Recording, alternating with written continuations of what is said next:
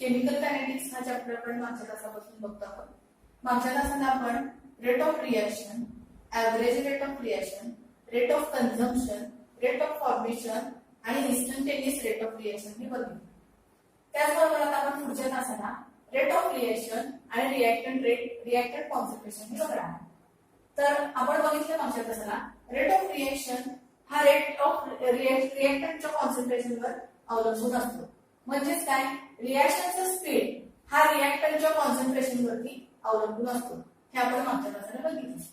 आता rate of reaction आणि रिएक्टंटचं concentration ह्याच्यामध्ये काहीतरी रिलेशन आहे. ते रिलेशन सांगणारे दुसरं काही नाहीये, तर ते आहे रेट लॉ. तर आपण या ठिकाणी पहिल्यांदा रेट लॉचं स्टेटमेंट काय आहे ते बघूया. Rate law, the rate of reaction at given time is proportional to the molar concentration of reactant at that time raised to the simple formulas. म्हणजेच काय आहे, रिएक्शनचा रेट म्हणजेच रिएक्शनचा स्पीड हा मोलर कॉन्सन्ट्रेशन ऑफ रिएक्टंट वर अवलंबून असतो आणि त्या रिएक्टंटला काहीतरी एक्सपोनेंट्स असतात. Simple power raised to simple power म्हणजे त्या मोलर रिएक्टंटच्या मोलर कॉन्सन्ट्रेशनचे एक्सपोनेंट्स म्हणजेच त्याची सिंपल पॉवर. तर या ठिकाणी फक्त कॉन्सन्ट्रेशन, मोलर कॉन्सन्ट्रेशन आपल्याला बघायचं आहे रिएक्टंटचं. त्या ठिकाणी आपल्याला प्रोडक्टचं कॉन्सन्ट्रेशन बघायचं नाही. आपण एक सिंपल रिएक्शन घेऊया. AA plus BB gives CC plus DD. त्यामध्ये स्मॉल a आणि स्मॉल b हे कॅपिटल A आणि कॅपिटल B चे सायक्लोमेट्रिक कोएफिशिएंट्स आहेत आणि कॅपिटल A आणि कॅपिटल B हे रिएक्टंट आहेत. सेम टू सेम तसंच स्मॉल c आणि स्मॉल d हे कॅपिटल C आणि कॅपिटल D चे सायक्लोमेट्रिक कोएफिशिएंट आहेत आणि कॅपिटल C आणि कॅपिटल D हे काय आहे, प्रोडक्ट आहे. तर ह्या इक्वेशनला आपण रेट लॉ अप्लाय करायचं. तर रेट लॉ अप्लाय करताना आपण काय म्हणतोय, rate of reaction is directly proportional to molar concentration of A. A हा या इक्वेशन मधला पहिला रिएक्टंट आहे. Molar concentration of A raised to X into molar concentration of B raised to Y. या इक्वेशन मध्ये हा कॅपिटल B हा दुसरा रिएक्टंट आहे. पुन्हा एकदा बघूया. ह्या इक्वेशनला जेव्हा आपण रेट लॉ अप्लाय करतो तेव्हा आपण असं म्हणतो, rate of reaction is directly proportional to molar concentration of A raised to X into molar concentration of B raised to Y. आता ऍज युजुअल आपल्याला जेव्हा हा डायरेक्टली प्रोपोर्शनल टू साइन काढून टाकायचा असतो त्यावेळेला आपण काय करतो, डायरेक्टली प्रोपोर्शनल टू साइनच्या ऐवजी आपण इज इक्वल टू घालतो आणि त्या ठिकाणी आपण कॉन्स्टंट घेतो. मग आपण याचे इक्वेशन असं म्हणू शकतो, rate of reaction is equal to K into molar concentration of A raised to X into molar concentration of B raised to Y. हे जे इक्वेशन आहे ह्याला आपण डिफरन्शियल रेट लॉ पण म्हणतो.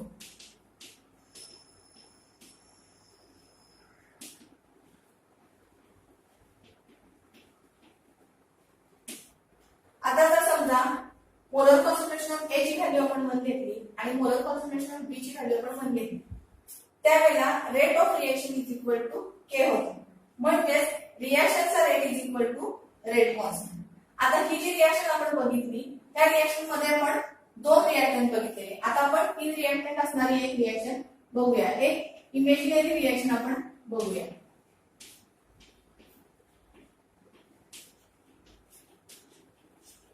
इथं बघा 2A plus 3B plus C gives product. आता इथे आपल्याला रेट ऑफ रिएक्शन लिहायचं आहे. Rate of reaction is equal to K into molar concentration of A raised to X into molar concentration B raised to Y आणि molar concentration of C raised to Z. तर या ठिकाणी बघा X is equal to 2 नाही आहे, Y is equal to 3 नाही आणि Z is equal to 1 नाही. म्हणजेच ह्या ज्या व्हॅल्यू आहेत X, Y आणि Z या व्हॅल्यू ह्याच्या सायक्लोमेट्रिक कोएफिशिएंटच्या बरोबर असतील पण किंवा नसतील पण. या ज्या पूर्ण व्हॅल्यू आहेत X, Y आणि Z च्या ह्या व्हॅल्यूज एक्सपेरिमेंटल कॅल्क्युलेटेड आहेत. ह्या आपल्याला लॅबोरेटरी मध्ये जाऊन रिएक्शन करून त्या फाइंड आउट करावे लागतात. पण ह्या व्हॅल्यूज आहेत 2, 3, 1 ह्या व्हॅल्यू आहेत ह्या आपण रिएक्शन कडे बघून सांगू शकतो. आणि ह्या ज्या व्हॅल्यू आहेत X आणि Y, Z ह्याच्या ज्या व्हॅल्यू आहेत म्हणजे ह्या पॉवर सिंपल पॉवर जे म्हणतो आपण किंवा एक्सपोनेंट जे म्हणतो त्या एक्सपोनेंटचे values may be whole number असतील मे बी फ्रॅक्शन असेल किंवा मे बी 0 असेल. आता या ठिकाणी आपण एक रिएक्शन बघितली आहे. A plus B gives product. A ह्या रिएक्टंटचा एक्सपोनेंट आहे x आणि B हा रिएक्टंटचा एक्सपोनेंट आहे y. आणि या ठिकाणी आपण x आणि y च्या वेगवेगळ्या व्हॅल्यूज आहेत आणि त्या वेगळ्या व्हॅल्यूज घातल्यानंतर रेट वरती काय परिणाम होतो हे आता आपण बघायचं आहे. x y 1 म्हणजे या ठिकाणी x ची पण व्हॅल्यू 1 आहे आणि y ची पण व्हॅल्यू 1 आहे. त्यावेळेला आपण रेट लिहितो. त्याचा रेट काय म्हणतो? Rate molar concentration of A into molar concentration of B. आता या ठिकाणी काय आहे? x आणि y या दोन्हीची व्हॅल्यूज 1 आहे. त्याच्यामुळे आपण याचा रेट लिहिला. Rate molar concentration of A into molar concentration of B. तर या वेळेला जर समजा ह्या दोन्हीच्या कॉन्सन्ट्रेशनच्या व्हॅल्यूज आपण डबल केल्या तर ह्याचा रेट सुद्धा काय होणार आहे? या ठिकाणी डबल होणार आहे. आता सेकंड व्हॅल्यूज आहेत x is equal to 2 and y is equal to 1. त्यावेळेला रेट आपण असा लिहिणार आहे. Rate is equal to molar concentration of A raised to 2 into molar concentration of B. आता इथे y ची व्हॅल्यू 1 आहे त्यामुळे b च्या वरती आपण 1 लिहिलेलं नाही. 1 लिहायला पाहिजे असं नाही त्यामुळे आपण लिहिलं नाही. समजा या ठिकाणी आपण b ची व्हॅल्यू कॉन्स्टंट ठेवली आणि a ची व्हॅल्यू डबल केली तर त्यावेळेला रेट आहे हा रेट फॅक्टर तुमचा इन्क्रीज होणार आहे 4 ने इन्क्रीज होणार. आता त्याच पद्धतीनं तिसरा आहे x is equal to 0. जेव्हा x is equal to 0 असतो तेव्हा त्याचा रेट हा त्या कॉन्सन्ट्रेशन वरती इंडिपेंडेंट असतो. म्हणजे त्याचं कॉन्सन्ट्रेशन वाढलं किंवा कमी केलं तरी त्याच्या रेट मध्ये काहीही फरक पडत नाही. आता चौथा आहे x is less than 0. Less than 0 म्हणजे निगेटिव्ह. म्हणजे जेव्हा x ची व्हॅल्यू निगेटिव्ह असते तेव्हा रेट डिक्रीज होतो as concentration of A increases. म्हणजे तुमचं जर x ची व्हॅल्यू निगेटिव्ह असेल तर त्यावेळेला तुमचा कॉन्सन्ट्रेशन वाढवल्यानंतर तुमचा रेट हा काय होतो? तो डिक्रीज होत जातो. आता सेम टू सेम इथं साध्या आपल्या रेग्युलरचे एक्झाम्पल 2 बघितले मी. बघा 2H2O2 gas gives 2H2O liquid plus O2 gas. तर या ठिकाणी याचा रेट आपण लिहिलाय. Rate is equal to K into molar concentration of H2O2. म्हणजेच रेट वरती इथं कुठलाही एक्सपोनेंट नाहीये. म्हणजे रेट हा directly proportional to molar concentration of H2O2 आहे. आता इथं दुसरं इक्वेशन आहे ते म्हणजे NO2 gas plus CO gas gives NO gas plus CO2 gas. या ठिकाणी रेट आहे त्याचा rate is equal to K into molar concentration of NO2 raised to 2. म्हणजेच या ठिकाणी ह्याचा रेट NO2 च्या कॉन्सन्ट्रेशन वरती डिपेंड आहे. पण आपण इथं CO चं कॉन्सन्ट्रेशन लिहिलेलं नाही. म्हणजेच CO च्या कॉन्सन्ट्रेशन वरती CO चं कॉन्सन्ट्रेशन वाढलं किंवा कमी केलं तरी ह्या रिएक्शनचा रेट वाढण्यासाठी काहीही फरक पडत नाही. ह्याचा रेट CO च्या कॉन्सन्ट्रेशन वरती इंडिपेंडेंट आहे. रेट लॉला लागूनच येणारा पुढचा पार्ट हे चॅप्टर मधला आहे तो म्हणजे ऑर्डर ऑफ रिएक्शन. आणि ऑर्डर ऑफ रिएक्शन हे आपल्याला रेट लॉ लिहिल्याशिवाय कॅल्क्युलेट करता येत नाही. तर ऑर्डर ऑफ रिएक्शन आपण कसं कॅल्क्युलेट करायचं तर ते बघूया. एक साधी सिंपल रिएक्शन आपण नेहमी घेतो तशीच घेऊया. AA plus BB gives product. तर या ठिकाणी आपण त्याला रेट लिहिलेला आहे जे तुम्ही रेट लॉच्या इक्वेशन मध्ये लिहिलाय. Rate is equal to K into molar concentration of A raise to X into molar concentration of B raise to Y. आपण जे नेहमी लिहितो रेट लॉचा सेम टू सेम तसंच लिहिलंय. Rate is equal to K into molar concentration of A raise to X into molar concentration of B raise to Y. तर या ठिकाणी ह्या इक्वेशनची जर आपल्याला ऑर्डर काढायची असेल तर ऑर्डर कशी येते बघा. Order of the overall reaction. Order of the overall reaction ही कशी आहे x प्लस y. म्हणजे जर तुम्हाला x आणि y ह्या जर दोन व्हॅल्यूज तुम्हाला माहिती असतील तर तुम्ही ऑर्डर ऑफ रिएक्शन काढू शकता. ऑर्डर ऑफ रिएक्शन काढण्यासाठी आपल्याला काय करायचं आहे x आणि y ह्या दोन्हींची काय करायची बेरीज करायची. या ठिकाणी x हा a चा एक्सपोनेंट आहे आणि y हा b चा एक्सपोनेंट आहे. आणि ऍज युजल तुम्हाला मागच्या वेळी सांगितल्याप्रमाणे a आणि b ह्या व्हॅल्यूज x आणि y च्या बरोबर नसतात. ह्या टोटली डिफरंट व्हॅल्यू असतात किंवा सेम असतात, पण ह्या एक्सपेरिमेंटली कॅल्क्युलेट व्हॅल्यू असतात. आता आपण जर फक्त एक ची ऑर्डर काढायची म्हटली, ह्या रिएक्शन मध्ये फक्त एक ची ऑर्डर आपण काढायची म्हटली, order of reaction with respect to A काय असणार आहे, याचा एक्सपोनेंट काय आहे x, म्हणून त्याची ऑर्डर काय असणार आहे x. आणि order of reaction with respect to b जर असेल तर त्याची ऑर्डर असणार आहे तुम्हाला y, b चा एक्सपोनेंट आहे y. त्याच्यामुळं x आणि y ह्या इंडिव्हिज्युअल a आणि b ची ऑर्डर आहे. आणि ओव्हरऑल रिएक्शनची ऑर्डर जर काढायची म्हटलं तर ह्या दोन्हीची काय करायला लागते, आपल्याला ऍडिशन करावं लागते. मग आता ऑर्डरची डेफिनेशन काय झाली, ऑर्डर ऑफ रिएक्शनची डेफिनेशन काय झाली, order of chemical reaction is sum म्हणजे काय आहे, बेरीज ऑफ द पॉवर्स इथं आहे, powers of the concentration terms in the rate law. तुमचा जो काही रेट लॉ दिलेला आहे तुम्ही त्या रेट लॉ मध्ये मोलर कॉन्सन्ट्रेशनच्या ज्या काही तुमच्या पॉवर्स असतील किंवा एक्सपोनेंट्स असतील त्या एक्सपोनेंटची किंवा पॉवरची ऍडिशन किंवा बेरीज म्हणजेच काय असणार आहे, तुमचे त्या रिएक्शनची ऑर्डर असणार आहे. आणि आपल्याला नेहमी माहिती आहे तसं ही जी ऑर्डर आहे ही एक्सपेरिमेंटल व्हॅल्यू आहे, की आपण ह्या रिएक्शन कडे फक्त ह्या रिएक्शन कडे बघून आपण काढू शकत नाही. जर तुम्हाला रेट लॉ दिला नसेल तर आपण त्या व्हॅल्यूज काढू शकत नाही. तुम्हाला रेट लॉ दिला असेल आणि एक्स आणि वाय ची व्हॅल्यू जर तुम्हाला माहिती असतील तरच तुम्ही ऑर्डर रिएक्शनची कॅल्क्युलेट करू शकता. अदरवाईज नुसतं तुम्हाला रिएक्शन दिली आहे आणि तुम्हाला ह्या रिएक्शन मधून तुम्हाला ऑर्डरची व्हॅल्यू काढा म्हटलं तर आपल्याला ती काढता येत नाही. आता ह्या ऑर्डरच्या जे आपण आता ऑर्डर बघितलं ह्याच्यासाठी आपण पुढचं 1-2-3 इक्वेशन्स बघूया. तर बघा, पहिलं इक्वेशन आहे 2H2O2 gas gives 2H2O liquid plus O2 gas. तर इथं रेट लॉ आहे का, rate is equal to K into molar concentration of H2O2. इथं एक्सपोनेंट इथं काहीही दिलेलं नाहीये, ह्याला पॉवर काही नाहीये, म्हणजे ह्याची पॉवर किती आहे 1 आहे.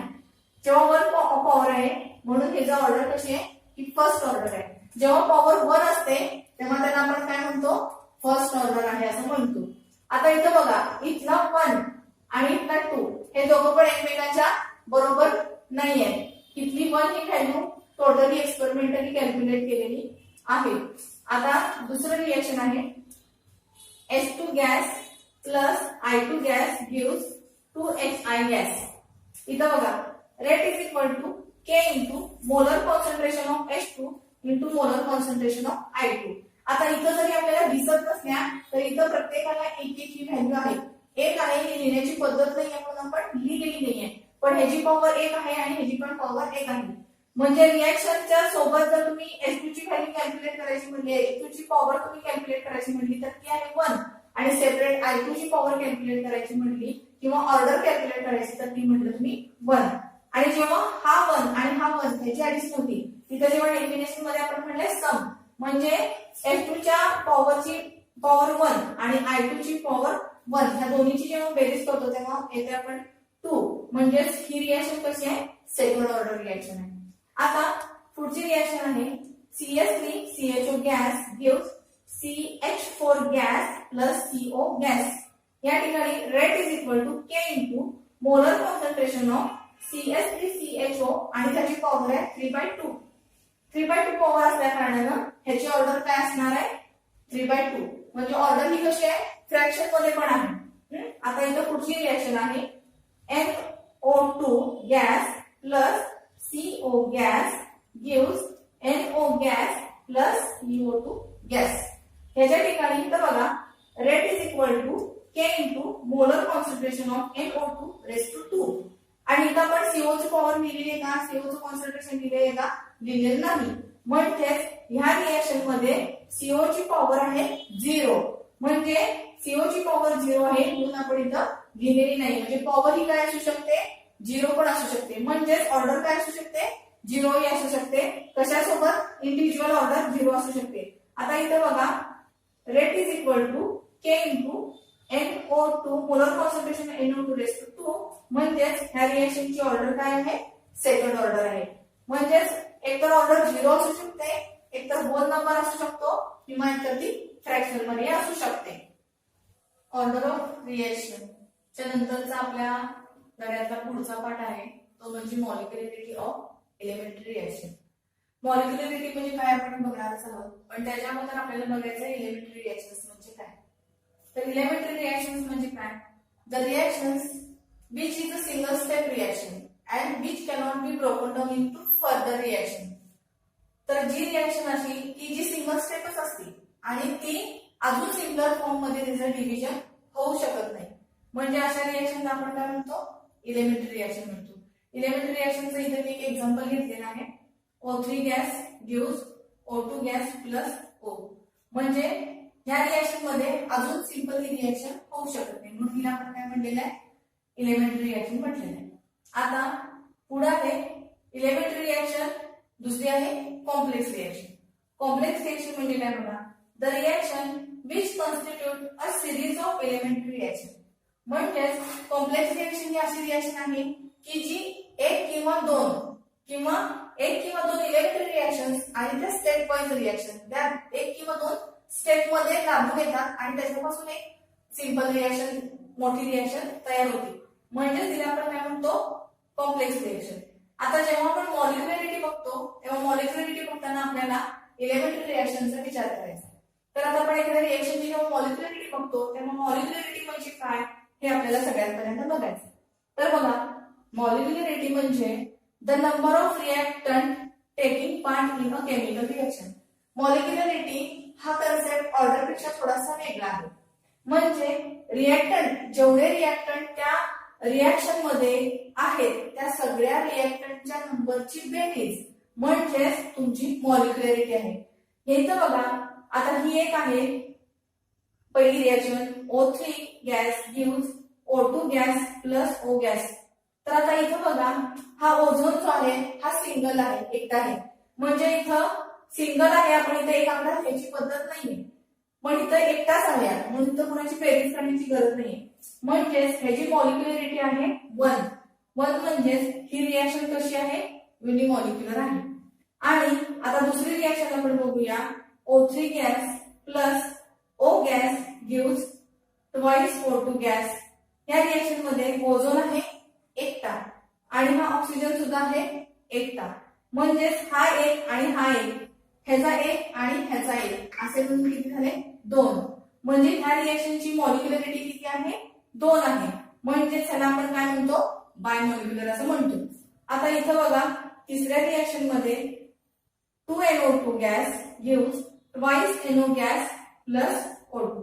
इथं NO2 चे किती मॉलिक्युल्स टेकिंग पार्ट करायला रिएक्शन मध्ये, 2 आहे. इथं दुसरा रिएक्टंट नाहीये, त्याच्यामुळे आपण फक्त NO2चाच विचार करणार आहोत. तर NO2 चे किती मॉलिक्युल्स आहेत, 2 मॉलिक्युल्स आहेत, म्हणून त्याची मॉलिक्युलरिटी किती झाली, 2 झाली. म्हणजेच ही रिएक्शन कशी आहे, बायमॉलिक्युलर आहे. जसं आपण ऑर्डर मध्ये बघितलेलं, ऑर्डर मध्ये तुम्हाला ती व्हॅल्यू एक्सपेरिमेंटल कॅल्क्युलेट करावी लागत होती, ती तुम्हाला नुसती रिएक्शन कडे बघून तुम्हाला ऑर्डर कॅल्क्युलेट करता येत नव्हती. जर रेट लॉ तुम्हाला दिला असेल तर आणि तरच तुम्ही ती व्हॅल्यू कॅल्क्युलेट करू शकत होता, पण मॉलिक्युलरिटी मध्ये मात्र तसं नाहीये.